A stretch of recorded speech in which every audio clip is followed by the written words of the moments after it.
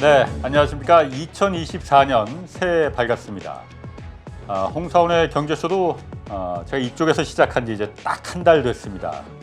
이미 헤어진 지 오래됐다는 이 민주주의와 자본주의, 이거 우리가 다시 한번 결합시켜보자. 그래서 민주적 자본주의를 말해보자. 이걸 슬로건으로 내걸었는데 아무튼 올해도 계속 이 방향으로 한번 가볼랍니다. 새해를 맞아서 이번 주 경제쇼는 우리나라 경제 흐름을 주식과 부동산 또 금리, 환율로 나눠서 정확한 지금 현재 상황을 분석하고 어떻게 이거 대처해야 할지 그 방법 한번 찾아보는 순서 마련했습니다. 오늘은 그래서 그 첫 순서로 2024년 증시 전망부터 좀 짚어보겠습니다. 자, 홍사원의 경제쇼 출발하겠습니다. 겸손 멤버십 함께 갑시다.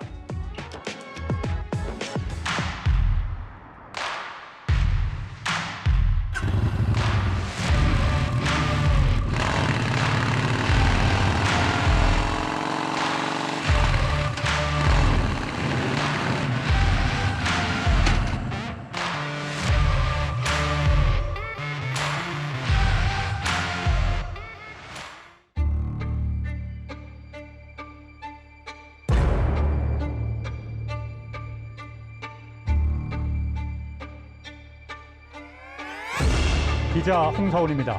말할 수 있는 용기로 곧 뵙겠습니다.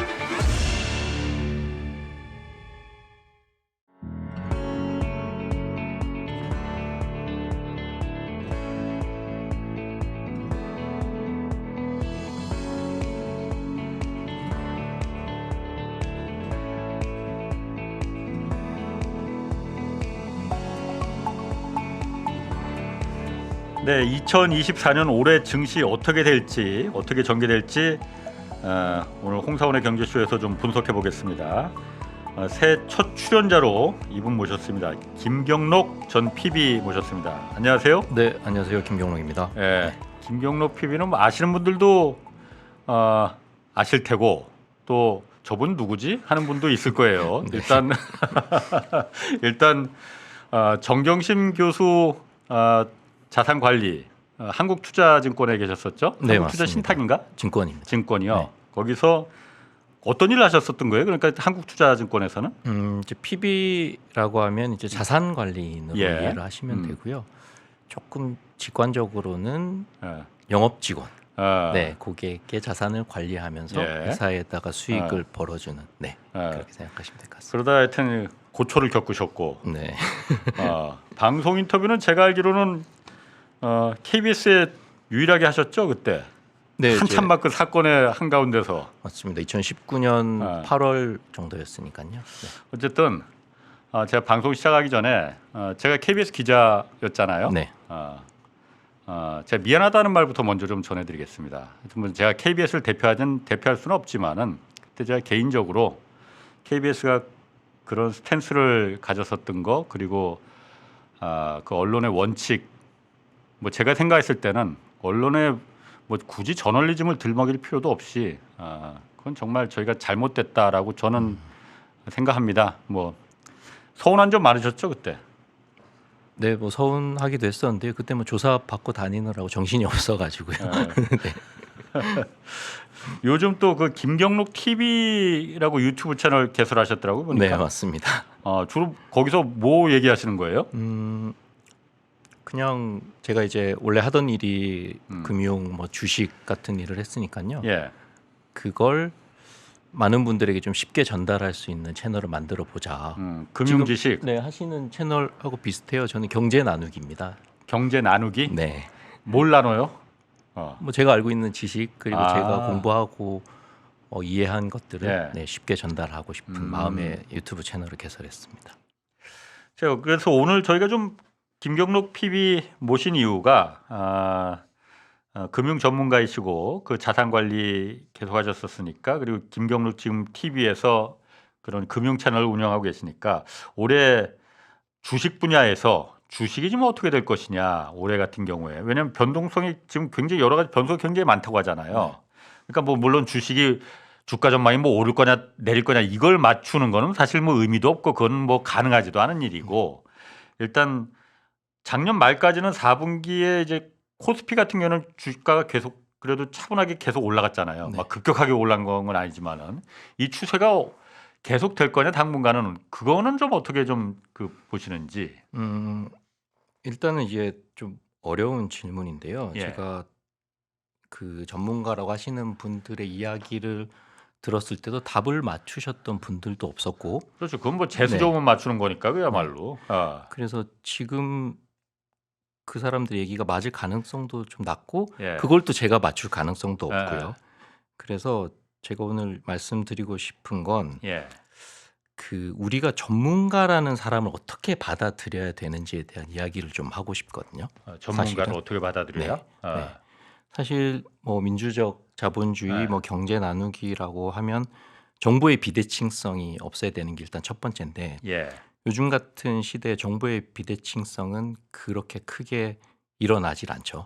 기자님 같은 경우도 인터넷에도 이렇게 많고 채널을 이런 해주시고, 유튜브 채널도 워낙 많으니까. 예. 그리고 며칠 전에 그 주진영 대표님처럼 정말 말하기 싫어하시는 분들도 나와서 예. 친데레처럼 얘기를 어. 해주시고 하는 것들이 예. 정보의 비대칭성은 없는데, 예. 그러면 그걸 우리가 보는 사람 입장에서, 예. 사용자죠. 사용자 예. 입장에서 그걸 어떻게 판단을 할 것이냐라는 예. 것이 정말로 중요한데, 예. 일단 우리는 전문가에 대해서 너무 관대하게 평가를 하는 것 같아요. 전문가에 대해서 관대하게 평가한다. 네. 무슨 의미인지 제가 잘 알 것 같으면서도 모를 것 같은데 네. 어떤 의미를 말씀하시는 건가요? 그게? 제가 이제 증권사 PB였잖아요. 그럼 저는 전문가였을까요? 전문가가 아니었을까요? 전문가지. 전문가요? 전문가 아니었습니까? 저는 제가 전문가가 아니었다고 생각을 하거든요. 음. 왜냐하면 전문가라면 크게 두 가지 요인이 있어야 된다 생각을 해요. 첫 번째는 전문성을 띌 수 있을 정도로 공부를 할 수 있어야 되겠죠. 예. 네. 예. 그러면 제가 영상을 봤는데 어저께 나오셨던 최 교수님 같은 분, 최백운 교수, 네. 예. 아니면 그저께 홍콩에 사신다고 하셨던 그 현동균 박사, 네, 예. 박사님 같은 예. 분들, 절대적인 이제 공부하고 연구할 시간이 예. 필요하고, 두 번째는 이해관계에서 자유로워야 되거든요. 이해관계, 네. 그렇죠. 네. 그런데 증권사 직원 PB라면 네. 영업을 일단 해야 되고요. 음. 그러면 증권사에서도 전문가라고 하는 애널리스트들, 예. 그럼 그런 사람들은 과연 이해관계에서 자유로울 수 있었을까? 그분들은 이해관계에서는 자유롭지 못합니다. 예를 들어서 매도 리포트를 못 내요. 예. 전문가라면 매수 얘기도 할 수 있고 매도 이야기도 할 수 있고 자유롭게 할 수 있어야 되죠. 예. 그리고 두 번째, 매도 리포트를 내는 경우에는 네. 그 기관들이 공매도를 잔뜩 걸어놨을 때 네. 그때 낼 수 있습니다. 그런 분석 리포트. 뭐 근데 전체적으로 매수 리포트가 뭐 90% 예. 이상이 되겠죠. 예. 왜냐하면 그 애널리스트들이 누구를 대상으로 리포트를 내는지를 생각을 해보면 되는데, 예. 그 사람들의 대상은 기관 투자자들이에요. 그렇지. 예. 기관 투자자들이 꽉 가지고 있는 종목들 매도 리포트 내기가 쉽지가 않잖아요, 사실은. 예. 그래서 이제 그런 한계가 있고, 삼성물산하고 제일모직 합병할 때도 다들 엄청난 찬사를 보냈거든요. 네, 그러면 그런 증권사에서는 면에서, 예.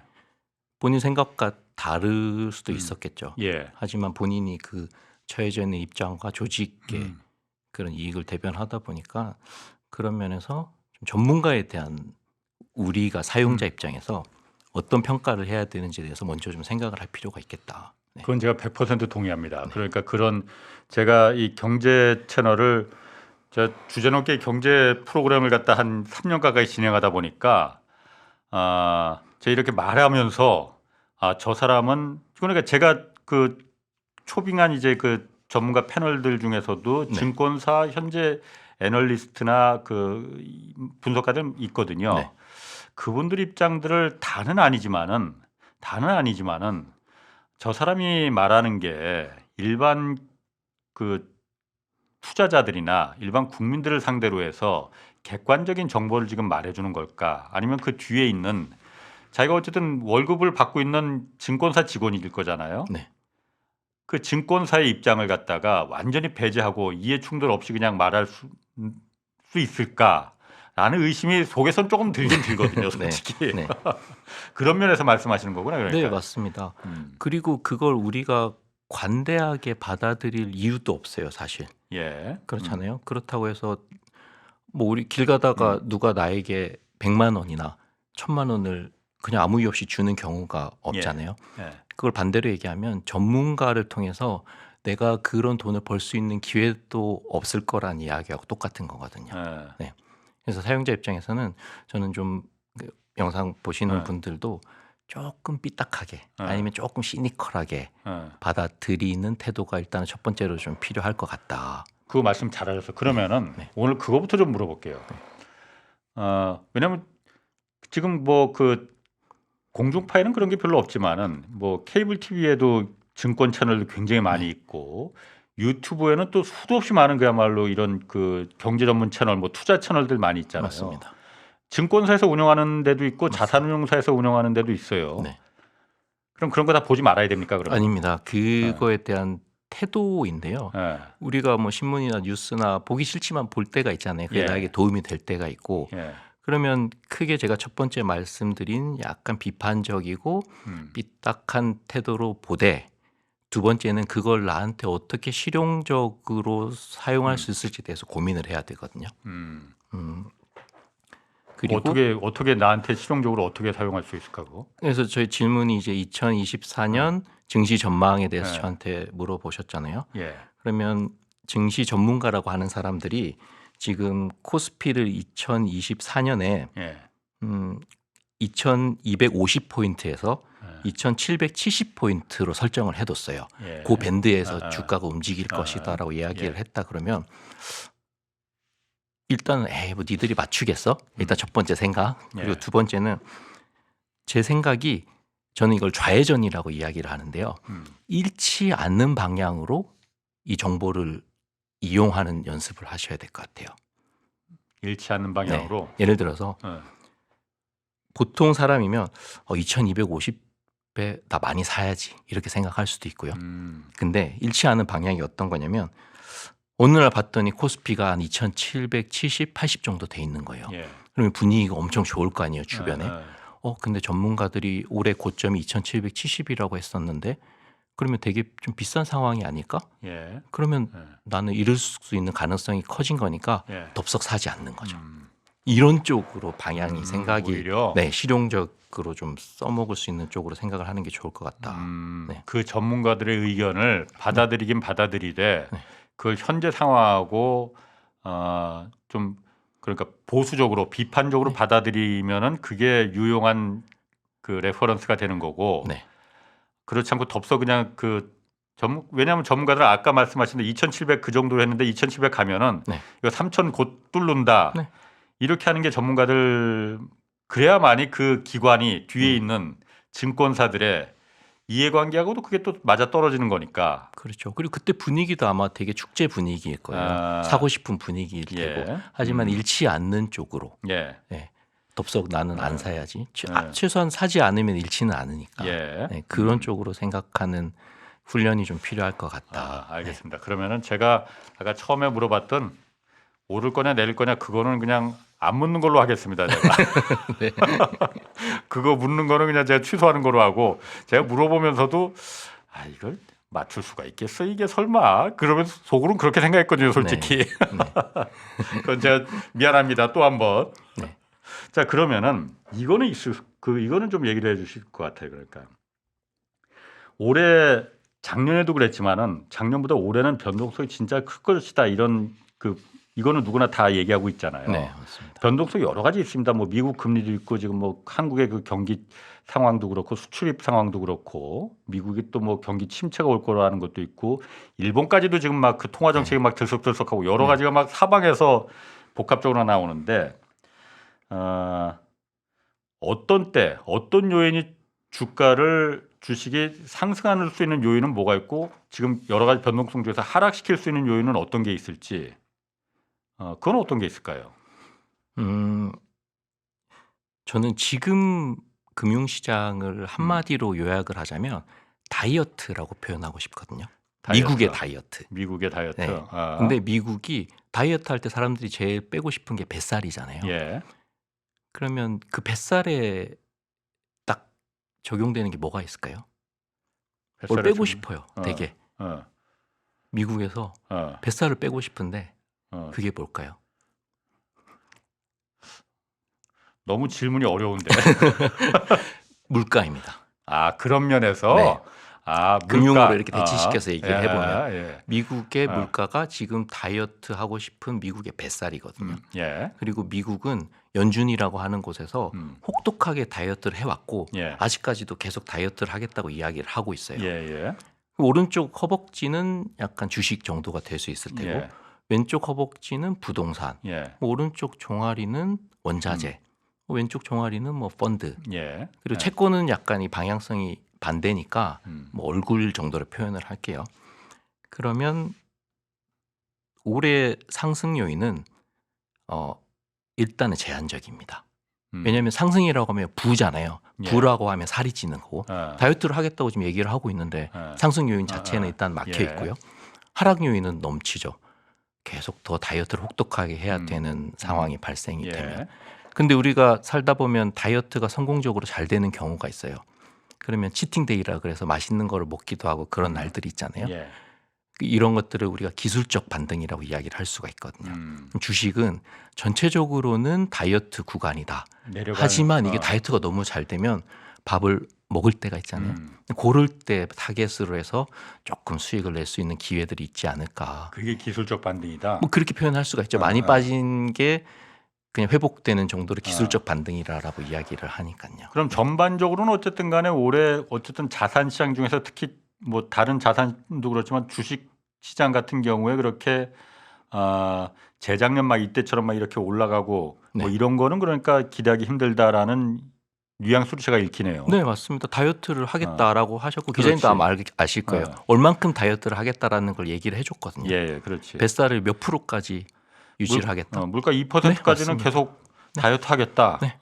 금리 같은 거 금리를 그런데 또 어쨌든 연방준비제도에서도 네. 다이어트를 완전히 하겠다. 뭐 이제 다이어트 그만해도 될 것 같다라는 뉘앙스도 약간씩 풍기긴 하잖아요. 그러니까. 맞습니다. 네. 그래서 지금 시장에서는 자꾸 그걸 자기 원하는 기대하는 대로 희망하는 대로 지금 해석하고 반응하는 거잖아요. 네, 올해 연말도 그런 분위기가 있었죠. 작년 연말에 그러니까. 작년 연말에. 예. 네. 그러니까 그 부분이 네. 일단 미국의 금리부터 지금 그 얘기가 가장 중요하잖아요. 네. 가장 중요한 요인은 어쨌든 미국의 금리가 네. 뭐 미국 증시뿐만이 아니고 미국 경기 또 한국의 증시, 일본 증시, 전 세계 증시를 다 쥐락펴락하는 게 미국의 금리일 것 같은데 올해 지금 화두는 네. 일단 그거는 어떻습니까? 그 미국의 금리가 곧 인하할 거다. 네.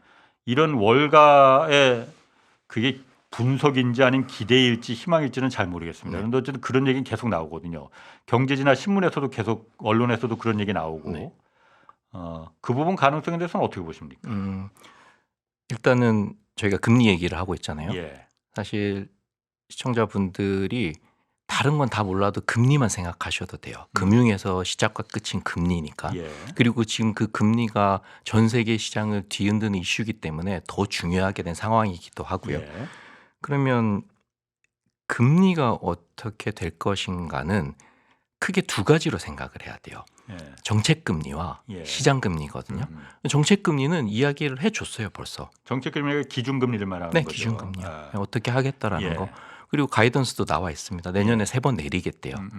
예.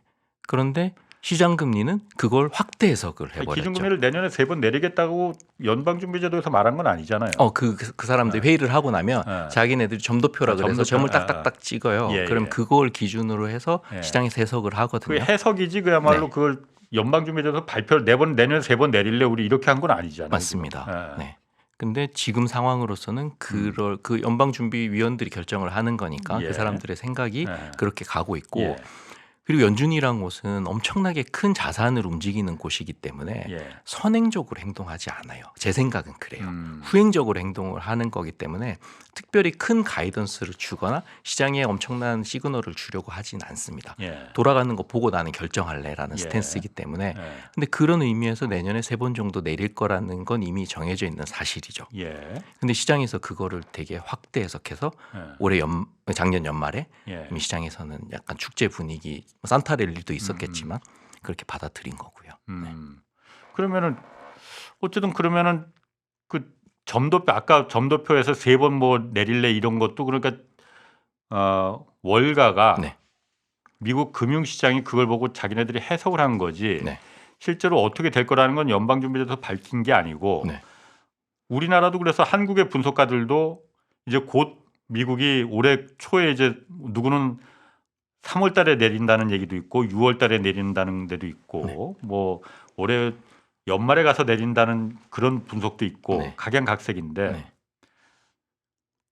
일단 미국이 금리를 그렇게 아까 3번이고 네. 그렇게 내리겠느냐라는 부분에 대해서는 그게 가능성이 있는 거지 제가 그게 궁금한 거거든요. 왜냐하면 네. 저도 좀 생각하는 게 있어 갖고 그 부분을 일단 그 김경록 PB는 어떻게 생각하시는 건지. 그건 아마 본인들도 모르겠죠. 그때 상황이 돼봐야지 후행적으로 결정을 할 물론 텐데 그건 그렇죠. 예, 예. 우리가 이제 사용자 입장에서 생각을 해보면 예.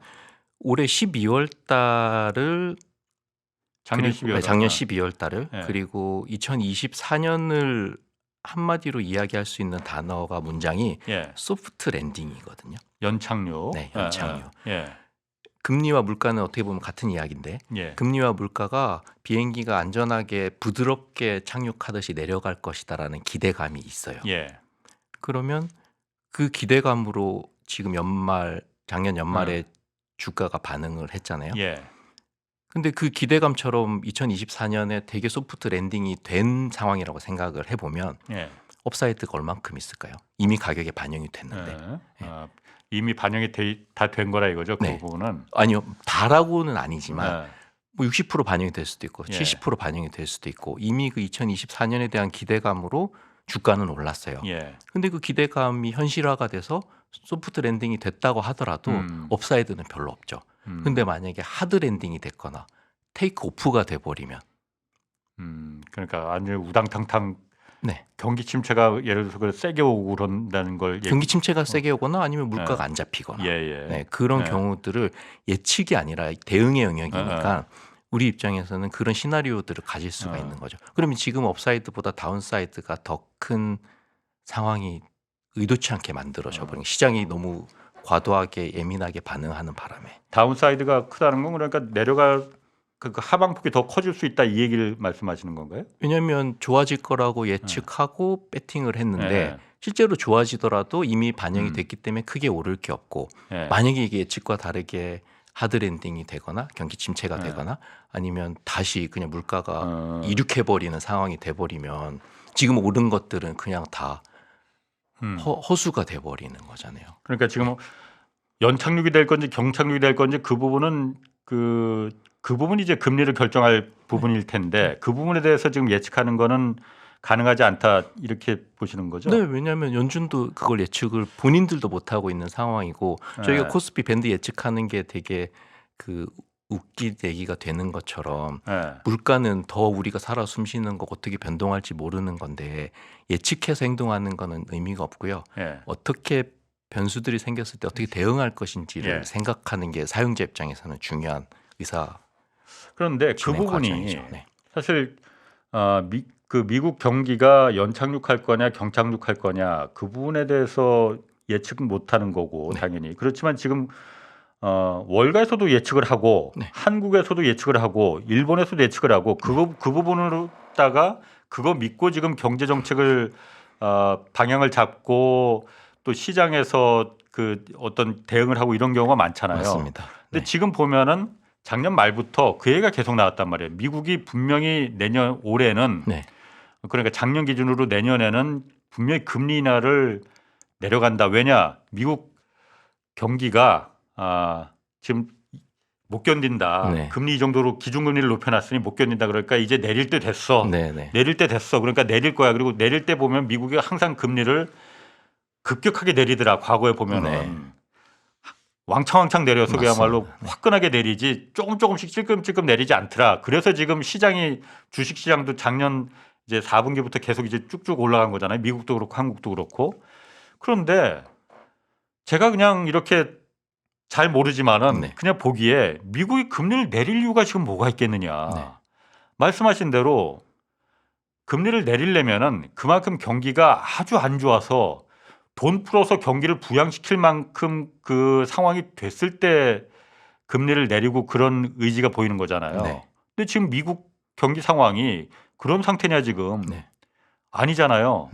다른 나라는 몰라도 다른 나라는 어려울지 몰라도 미국은 지금 물가도 사실 뭐 잡혔다고 내려갔다고 이게 말할 수 있는 거냐. 그런 건 아니거든요. 네.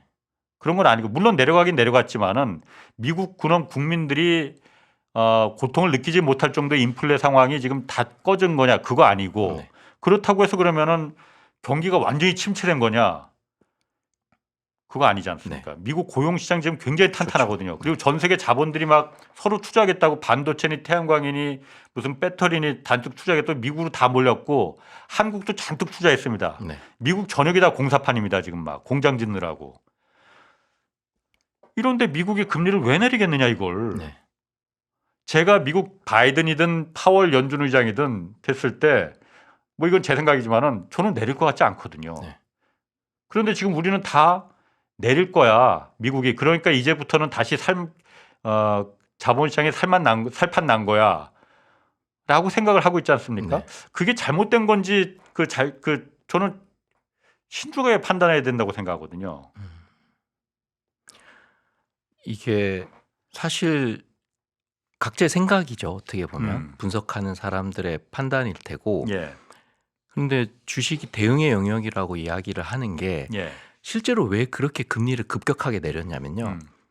지금 미국 경기 물가 너무 좋잖아요.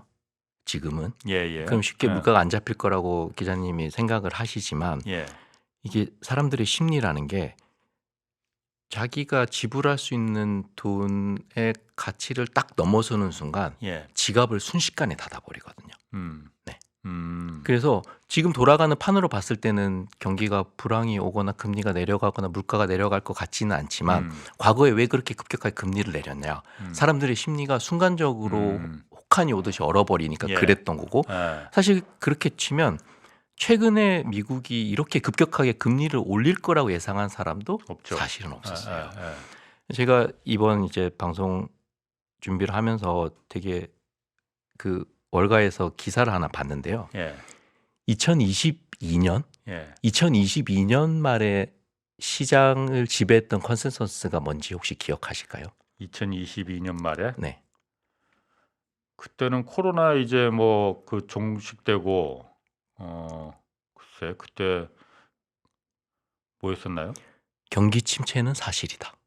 경기 기정사실이다. 근데 2023년 미국 어마어마하게 좋았죠. 그렇지. 네. 온다 침체가 계속 온다 말만 하고 네. 안 왔어요. 네. 이제 2021년 말 컨센서스는 뭐였는지 아세요?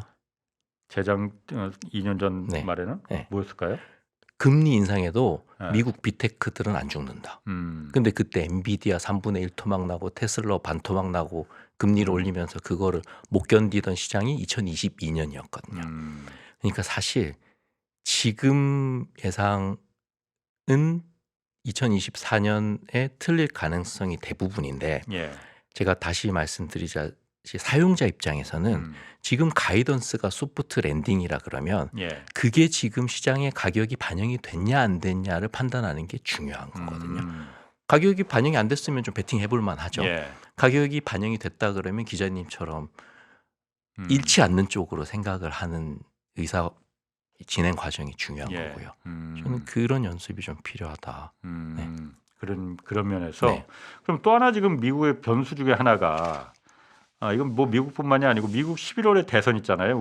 우리나라 이제 당장 올해 4월에 이제 총선이 있고 이 선거도 주식시장에 영향 많이 미치지 않습니까, 사실. 네, 맞습니다. 과거에 보면은 네. 이 우리나라 선거 그리고 미국 선거 이거는 좀 어떤 정도 어떻게 변수가 될까요?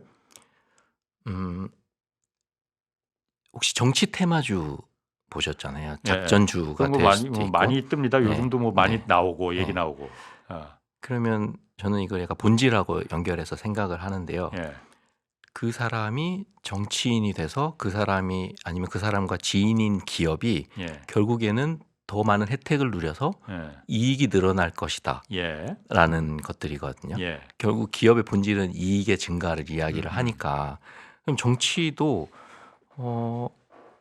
뭔가 그 국가의 기업들이 이익을 늘어나는 쪽으로 작동을 하면 증시의 호재가 될 텐데 이건 제 정치적인 개인적인 성향일 수도 있지만 언제부턴가 정치인들이 뭔가 분열하고 대립하는 방식으로 자신의 인기와 지지율을 유지하는 그런 전략을 구사하기 시작했다고 생각을 하거든요. 예. 그럼 트럼프 때부터. 예. 그러면서 뭐 한국 같은 경우도 남자 여자를 막 분열시키고 가진 사람하고 못 가진 사람을 분열시키고 그러면서 내 지지층들한테 뭔가 더 많은 더 진한 지지를 받으려고 하는 정책을 펼치다 보니까 예.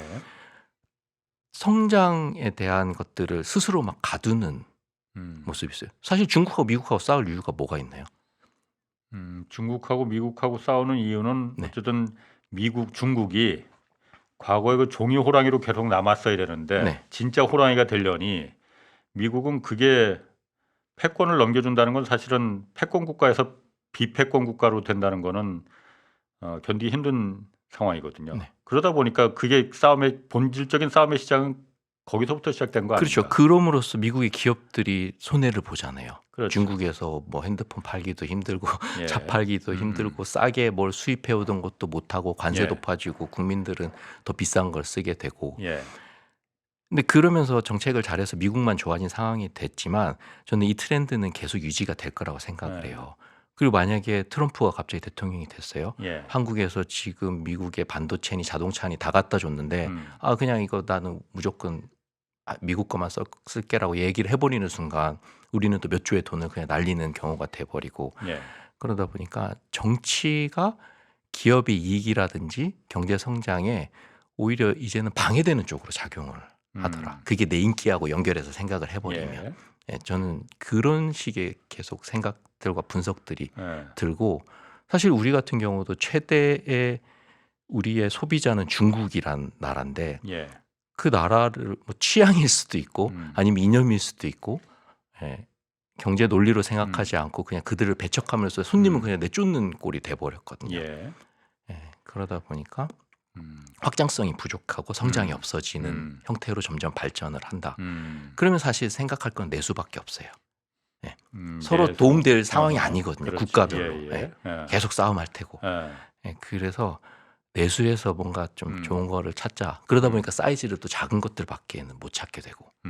그렇잖아요. 예. 내수 뭐 4천만으로 해서 매출 일으켜봤자 얼마 안 되니까 시가총액 얼마 안 되는 것들만 예. 주가들이 좋고 그런 상황들이 정치하고 연결시켜 보면 예상이 좀 된다 이렇게 말씀드릴 수 그렇군요. 있겠습니다. 그럼 아까 말씀 중국 같은 경우도 네. 중국 경제도 우리 이 산업과 경제 또 증시에도 굉장히 밀접하잖아요. 네.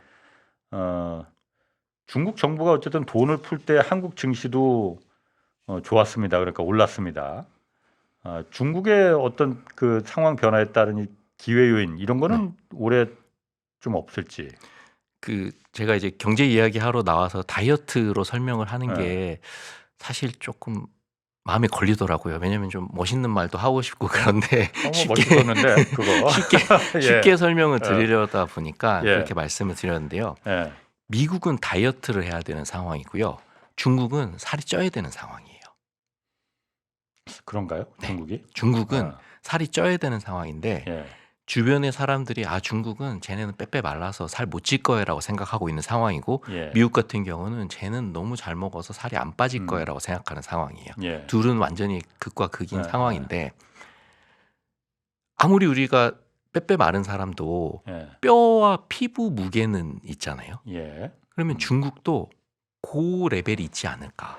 최소한 뭐 살은 안 찌더라도 예. 더 이상 빠지지 않는 어디 기본값이 있지 않을까라고 생각을 하거든요. 예. 그게 지금처럼 뭐 많이 빠진 지수일 수도 있고 한 번 더 빠질 수도 있지만 어쨌든 부와 살이라는 측면에서 중국은 엄청 마른 한 40kg 정도 되는 사람이다. 그러면 저는 투자할 만한 기회는 분명히 존재를 한다라고 생각을 합니다. 중국이 지금 왜 그렇게 빼빼 말랐다고 보시는 건가요? 그러면은 일단은 어쨌든 중국의 네. 경제 규모도 네. 중국의 그 전체적인 경제 규모도 지금 미국의 턱밑까지 쫓아온 네. 이미 미국처럼 뚱뚱하진 않더라도 네. 그렇게 막 빼빼 말랐다고 이렇게 판단할 단정 내리기는 좀 아닌 것 같기도 한데. 이게 이제 절대값은 큰데요. 예. 이 주식과 금융에서 제일 중요한 게 기저값이고 상대값이다 보니까 4% 5% 성장하던 국가가 뭐 3.9% 예. 8% 성장을 해버리면 예. 이거는 그냥 약간 충격이 크다 네, 이거죠. 충격 크고 엄청 아. 마른 사람으로 시장에서 그냥 평가를 해버리거든요. 예.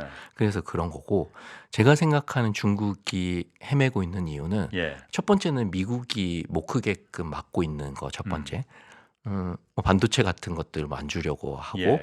두 번째는 미국에서 물건을 생산을 해서 중국에서 물건을 생산해서 미국과 유럽에 팔던 형태로 세상이 돌아갔는데 예. 그걸 딱 막아버리니까 그 물량을 중국 내수가 소비하기에는 아직 중국 내수의 사람들의 기반이 수준이 없지. 네, 예. 기반이 없으니까 그 레깅이라고 해야 돼. 시간의 딜레이가 지금 예. 있는 상황이라는 거.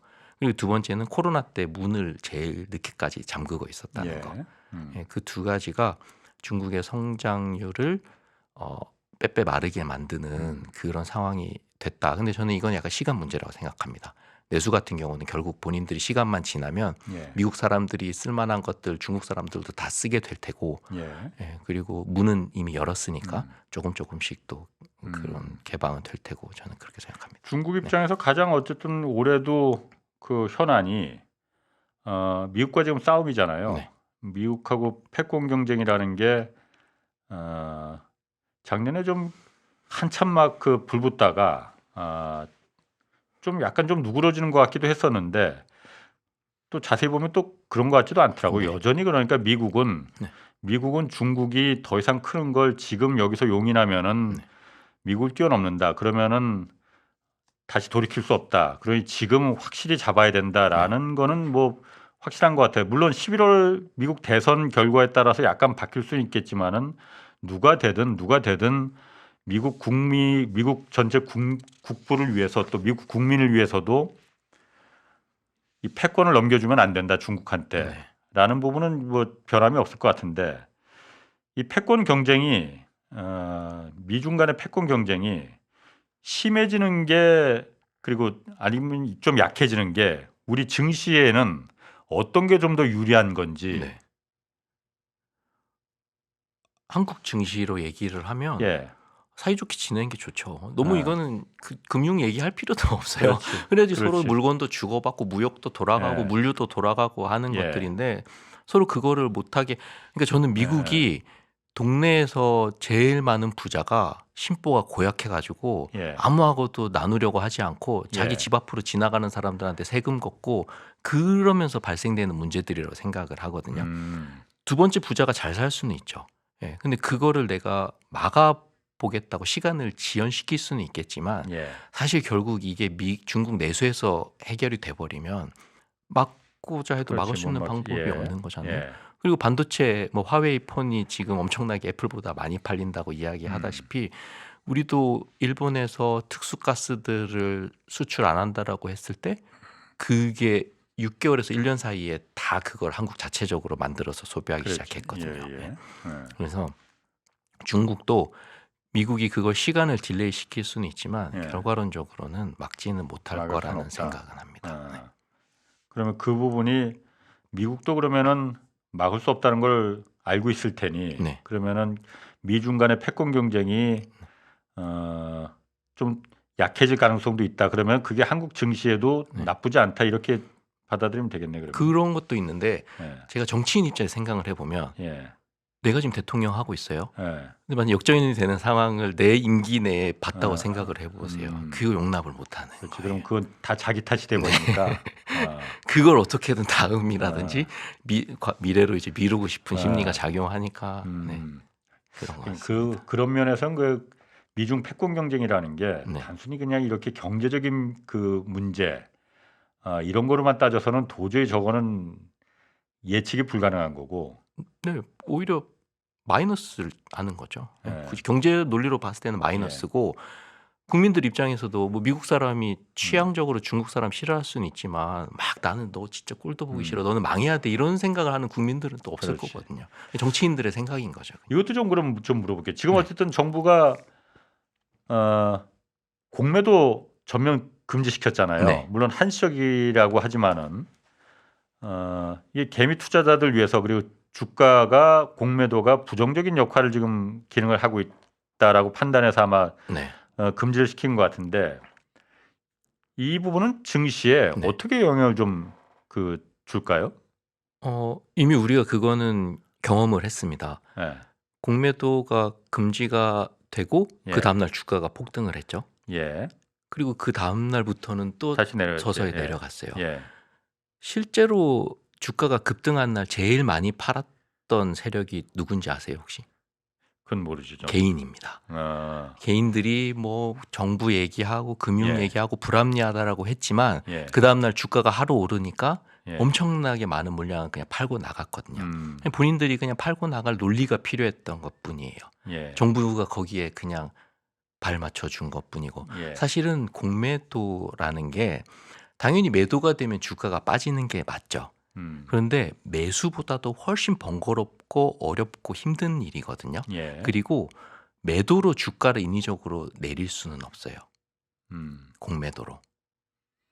공매도로 인위적으로 주가를 내릴 수는 없다. 네. 아. 왜냐하면 그렇게 치면 이제 세력이란 게 공매도 네. 세력, 공매도 세력 이런 얘기를 예. 하잖아요.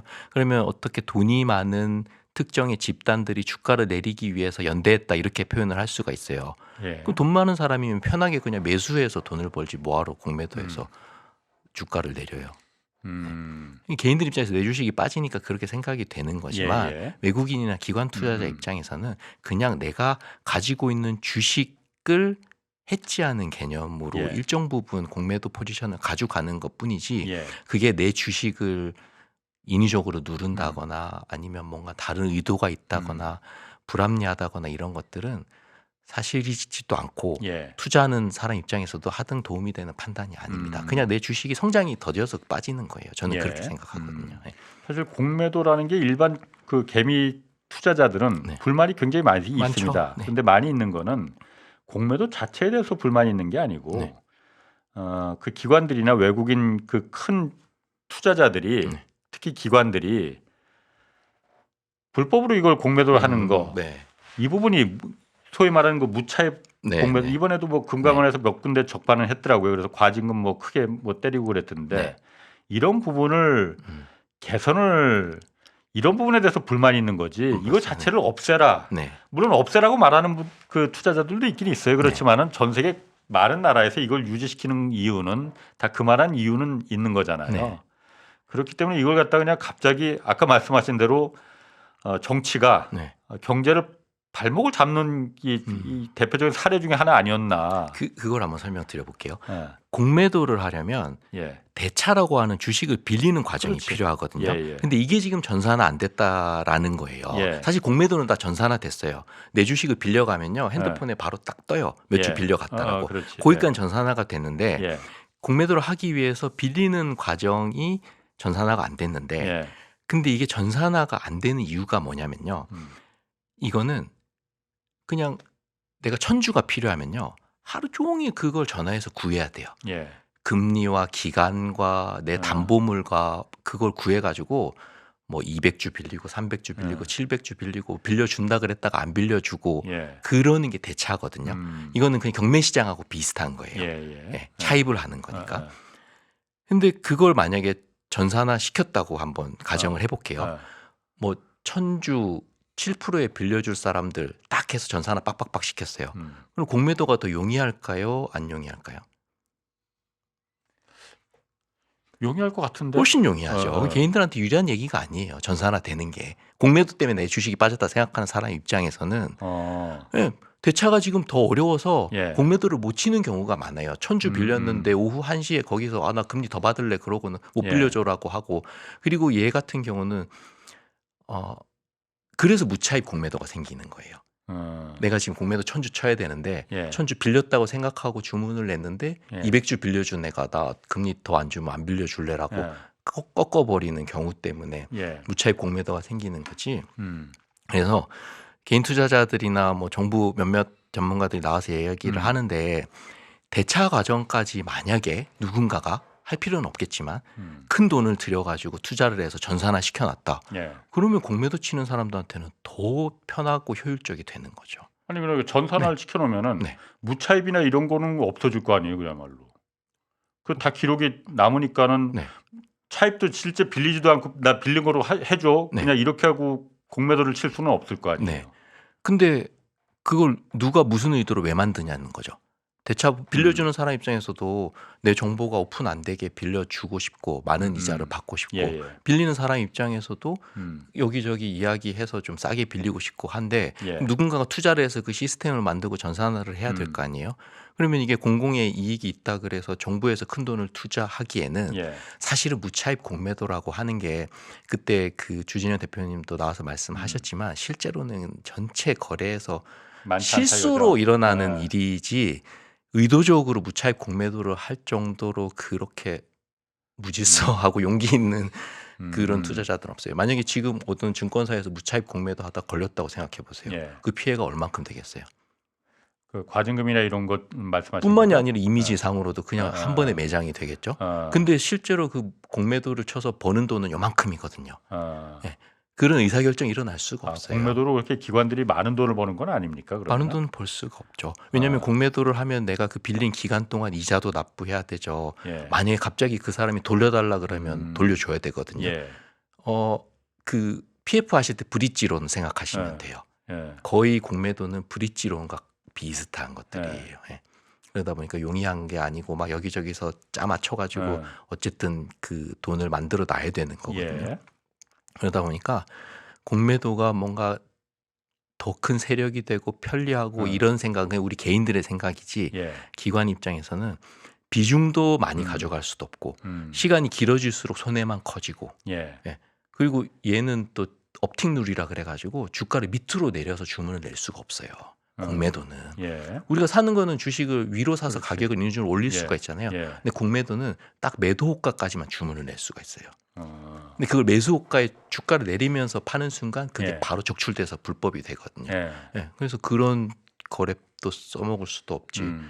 예, 그러니까 우리가 생각하는 것과 현실은 조금 다르다. 아. 예, 개인 투자자들이 그걸 저는 좀 알았으면 좋겠습니다. 그러게. 그럼 그 전산화 공매도 전산화라는 건 그러니까 그 돈이 워낙 많이 드는 건 많이 드는 거예요? 많이 들죠. 왜냐하면 노량진 수산시장에서 그거를 그냥 다 너무 체계적인 전산화 만드는 거랑 비슷한 과정이니까 그리고 그게 효용성도 크게 없고 아니 노량진 수산시장 전산화야 뭐 그렇게 어렵지 않을 것 같은데 그 경매하시는 분들이요. 아 경매. 네.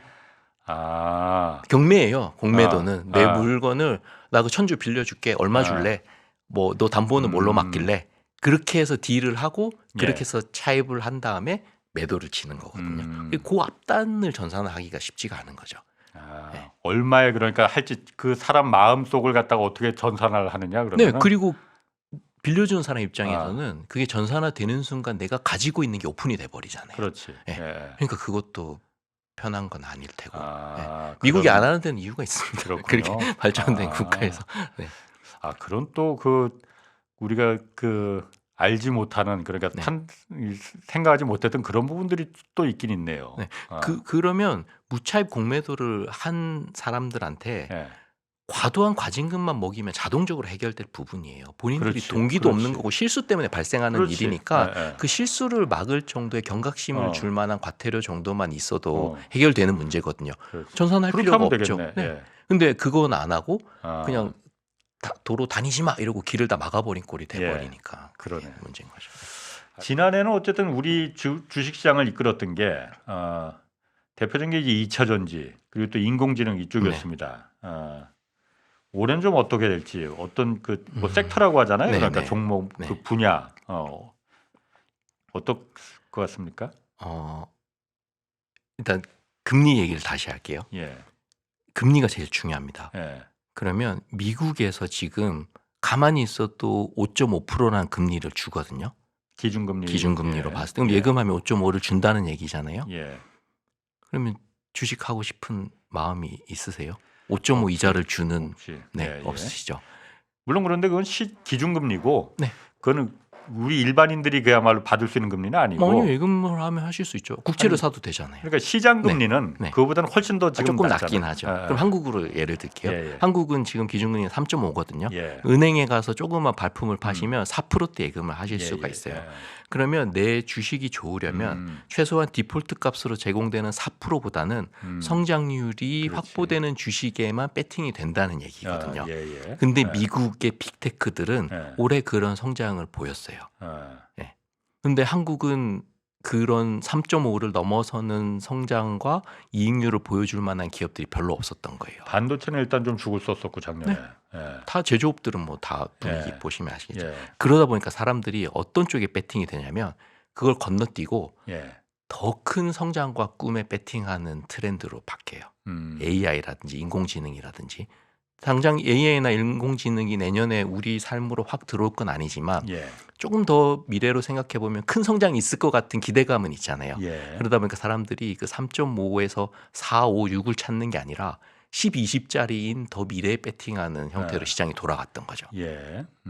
그런데 이게 중요한 게 사람들도 그게 실제로 실물 시장에서 일어나는지에 대해서 관심이 많습니다. 예. 2차 전지 같은 경우가 올해 그랬어요. 음. 미리 갔어요. 예. 근데 사람들이 기다렸죠. 내가 생각한 미래가 지금 그대로 현실화되고 있냐? 예. 근데 그게 조금 레깅이 걸리고 그만큼 성장률이 안 보이니까 두려움에 갑자기 팔기 시작하고. 그래서 내년에도 AI랑 인공지능이 계속 좋으려면 올해 이만큼 주가를 끌어올렸던 성장을 실제로 눈으로 보여줘야 되는데 예. 사실 실물이란 게 그렇게 안 되더라고요. 제 경험상으로는. 예. 예측은 날아가는데 실제는 그걸 쫓아가지 못해요. 음. 그래서 저는 그런 면에서는 좀 바닥에 기고 있는 것들, 예. 뭐 예를 들면 약간 소비재 예. 아니면 뭐 중국, 약간 올드스쿨이거든요. 예, 음. 제조업들 예. 그리고 1년 내내 불황이었는데 다시 이제 재고를 좀 비축해야 되는 화학 같은 것들 이런 것들이 내년에는 좀 기저로 놓고 봤을 때는 그런 AI나 인공지능보다는 빠지기도 많이 빠졌고 그리고 성장률도 뭔가 있을 것 같고 하는 면에서는 좀 긍정적으로 보입니다. 반도체는 어떻습니까? 반도체는 어쨌든 작년에야 뭐 매우 안 좋았지만은 작년 말부터 그러니까 다시 이제 그 좋아진다는 물론 그것도 기저 효과도 있긴 있지만은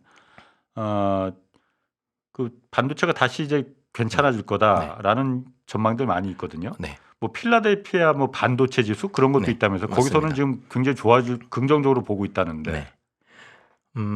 올해 반도체 이제 대표적인 회사가 하이닉스랑 삼성전자인데 예. 어떤 게 더 수익률이 좋았는지는 혹시 아세요? 주식 면에서 수익률을 네, 말씀하시는 그둘 중에서. SK 하이닉스죠. 맞죠. 삼성전자는 거의 네. 뭐 계속 죽었었어. 요 앞에 설명드렸던 내용이랑 예. 연결지어서 왜 하이닉스가 삼성전자보다 수익률이 더 좋았을까? 그 인공지능 그거 맞습니다. 예.